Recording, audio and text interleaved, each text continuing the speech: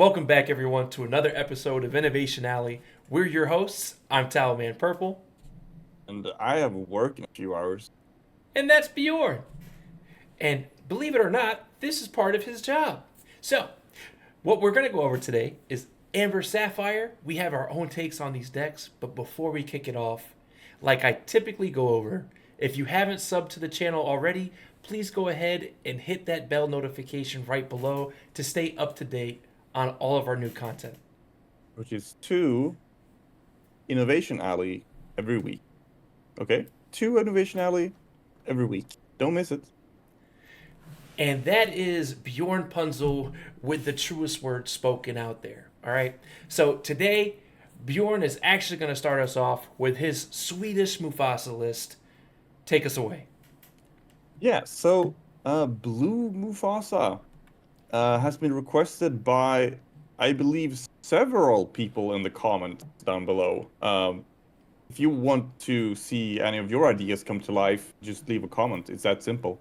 And I'm not sure exactly what they meant with it, but I took it to the fullest, you know? I took it, okay, Blue Mufasa, and I also put the yellow Mufasa in here, right?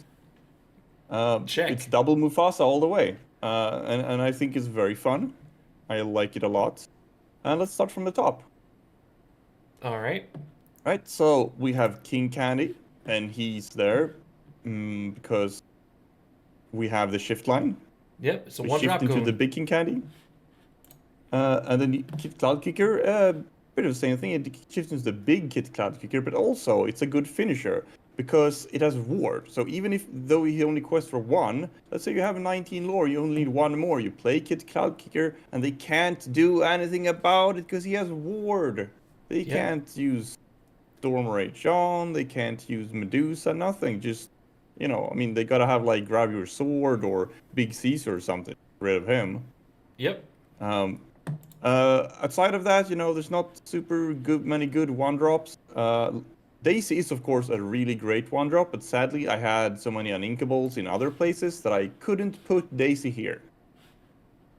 Simple as that. It's true. Yeah. And for the 2-drops, we got Lilo, which is just amazing because she comes back. She's like a zombie. She just crawls back from the discard pile, right? At the start of your turn, you can pay 2 to just get her back every time, again and again. And that's really, really powerful, especially after something like a Be Prepared, right? Yeah. It's like the never ending story. Yep. And the other 2-drop is Small Cogsworth. He's just a guy. The ability is kind of fun. Your character is reckless, can basically quest still. So against green Lyle Tiberius Rourke, he can save you, definitely. But mostly he will just shift into the big cocks. This is true. I'd like yeah, everybody that's listening in to realize that he had to mention his arch nemesis of a card in Lyle Tiberius' work, just for notation. I have reoccurring nightmares of trying to play aggro, and then people at my local game store, they know who I am. They know I play super fast aggro. They just put like 4 Lyles in all their green decks, and then they laugh. Yep. Anyway, we only have a few low-cost cards in here because we want to go big, go big or go home. So for the 3-cost slot, we have Mickey Mouse, 2 ramps, classic. Tadashi Hamada is also like very similar in that regard.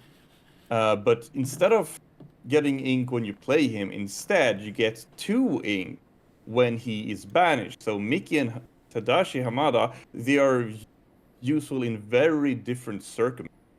So you got to keep in mind, like, which one do I want to play now? Right? Yeah, for sure. I think Tadashi allows you to have 2 separate approaches with the deck because he can be more aggressive. So I really like that. He quests for 2, so that's awesome.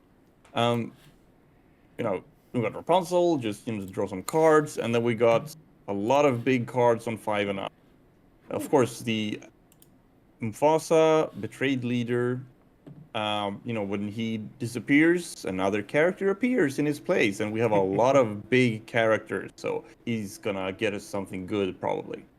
The the meat and potatoes. Yeah, Baymax I think is a very underrated card because you just gain a bunch of lore from nowhere. Yeah. He heals 2 and you gain 2 lore, so he's like Rapunzel, but instead of cards you get lore, so it's pretty good. I'll take it. You've got the big Cogsworth, he has Ward in Quest for 2 and he can shift, and all of our other characters get resist +1, so that makes us like very, very resilient against steel decks. That's awesome. Yep. Got a couple Donalds in there, just some more ramp in case we need it. In case we don't, we can just ink him. It's fine.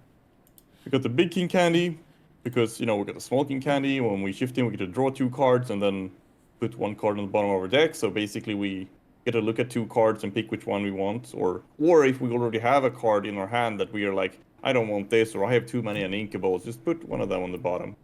Yeah, you just improve the card quality. Yeah.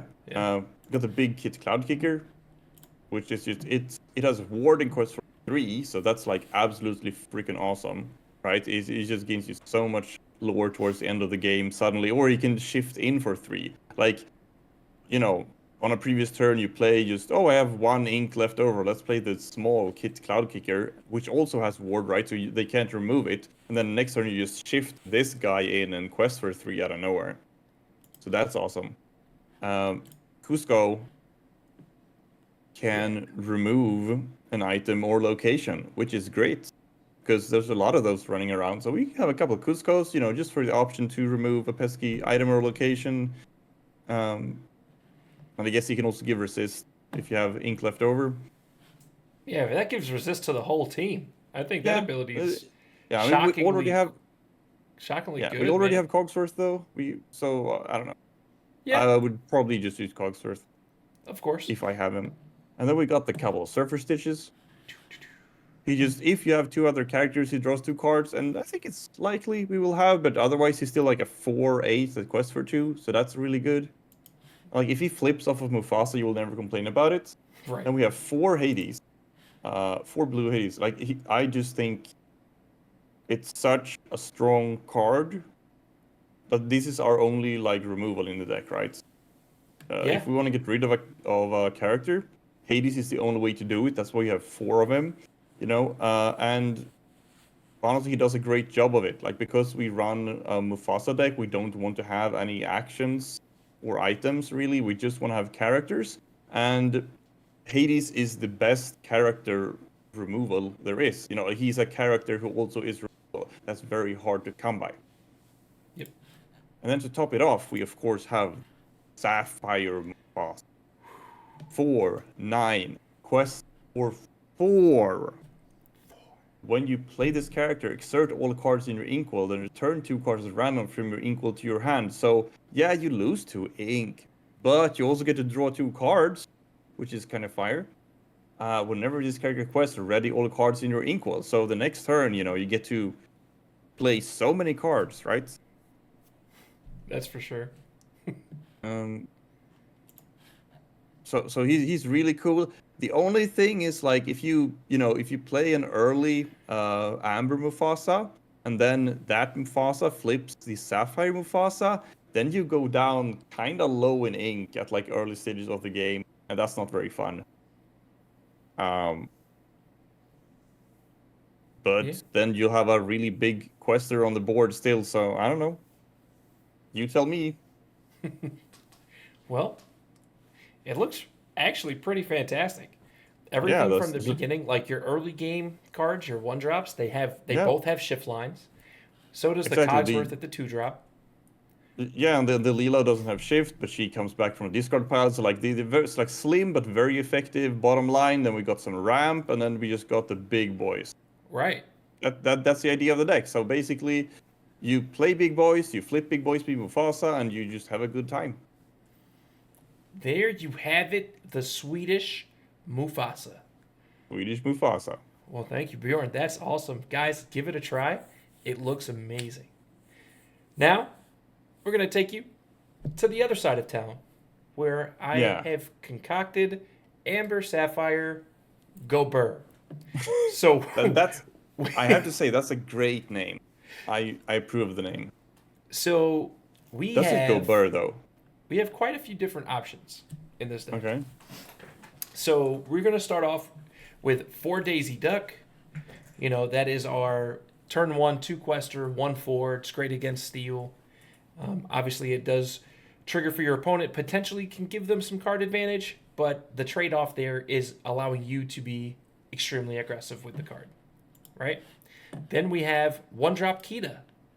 Mm-hmm. Now, of course, She we only have this doesn't card do anything. because we have the shift line, right? Because you have the shift line, of course. Lilo, just like you, in our 2-drop slot, because Yeah, just once again, very good. it comes back. We also have some piglets. Okay? Yeah, if you want to be a more aggressive, lower to the ground, just questing deck, Piglet is for sure a very good option to have.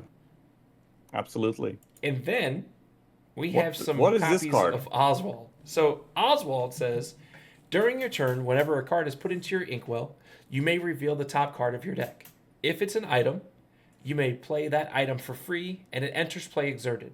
Otherwise, put it on the bottom of your deck. So you got to get pretty lucky then. I mean, yes, the top card of your deck would have to be an item once you play an ink for it to come into play for free. But being able to get something to come into play for free, it just seems super advantageous, right? Yeah, I mean, that's pretty good. So we'll get to our items after we get through the characters. Then we play a pair of Moana at the 3-drop. It's just a vanilla 3/4 that quests for 2. Very solid. And our new Tiana. Ooh, yeah. Once again, 3-drop. You love this card. 1/4. Whenever a character of yours is challenged while this character is exerted, the challenging character gets -3 attack this turn unless their player pays 3. So it does She give you keeps the some others alive. additional protection without necessarily needing a bodyguard. It also sets up lines for Rapunzel, just like Moana does. It just turns on a lot of different activational points in the Absolutely. deck. Then we also have the 3-drop Queen. Right? You exert her, look at the top 4 cards of your deck. You may reveal an item and put it into your hand. If that item costs 3 or less, you may play it for free instead, and it enters play exerted. Put the rest on the bottom of your deck in any order.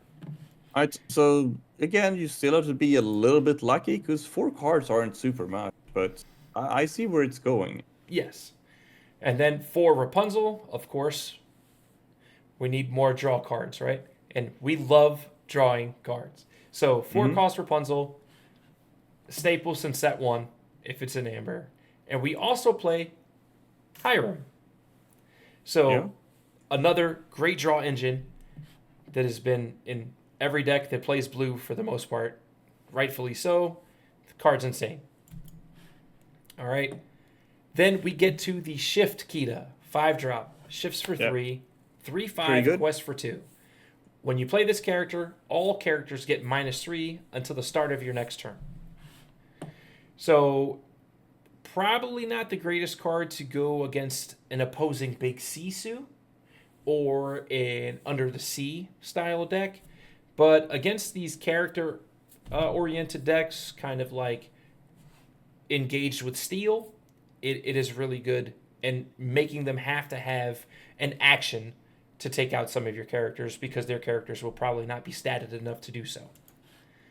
Yeah. Then after that, we have Baymax. Just once again, just like you mentioned earlier, it removes damage like a Rapunzel, but the trade-off is instead of drawing cards, it's gaining lore. Right? Awesome. Yep. 5-drop, 2/6, Really quest good. for 2.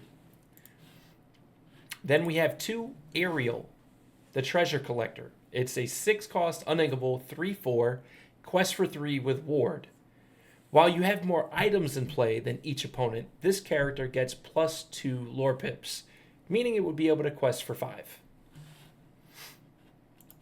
And then last but not least, 1 of 10-cost Chernobog. And that's because it costs 1 less for each character in the discard. It's a 9/9, the quest for 3. Yeah. Pretty Now, on to the items. good. Yeah. We have 4 Popsicle, staple in all the blue decks. Comes into play, cantrip, right? Draw a card. You could banish it, remove up to 2 damage from a character, or you can leave it there and let it be some fodder for your Hirams. We also have 4 Queen's Sensor Core. Now, I know I've put out some stuff just as Bjorn has in the past pertaining to this card. I happen to absolutely love this card, and as every set comes out hereafter, it can do nothing but get better and better and better. Okay? 2-cost item, Inkable. At the start of your turn, if you have a princess or queen character in play, you gain 1 lore. Then the other ability is Exert It and pay 2. Reveal the top card of your deck. If it's a princess or a queen character card, you may put that card into your hand. Otherwise, you leave it on the top of your deck. Yeah. So if you accidentally hit an item card, you can use Oswald to play that item for free. Yes. You could also spin the queen to do the same. Yeah, or you can use Oswald to look at the top card of your deck, and then you see if it's something you can get with the Queen Sensor Core or not. So you don't have to waste the ink to activate Sensor Core if it's not something you can get. Exactly. They play off of each other. That's really cool. You know what would be cool to see? What's that? Aurelian Gyro Sensor. The one that manipulates the top of your deck. Yeah. Yeah, that could be, but you might already have enough of that. Possibly. Then we have 2 Fishbone Quill. Also pretty standard in blue decks. It gives you a little bit of ramp, right? 3-drop, Inkable. Exert It, put any card from your hand into your Inkwell face down. We also have 1 Greatstone Dragon. Shout out to Tomas, his favorite card, right? This card enters play exerted. When you exert this, you put a character card from your discard into your Inkwell face down and exert it. So another form of ramp. And a 1 of 7 cost Lucky Dime. Because we want to be lucky with Oswald. But honestly, a dime here is pretty good with any of these top end characters that we have. And it just lets you steal lore, right? If they don't answer it, it's a problem.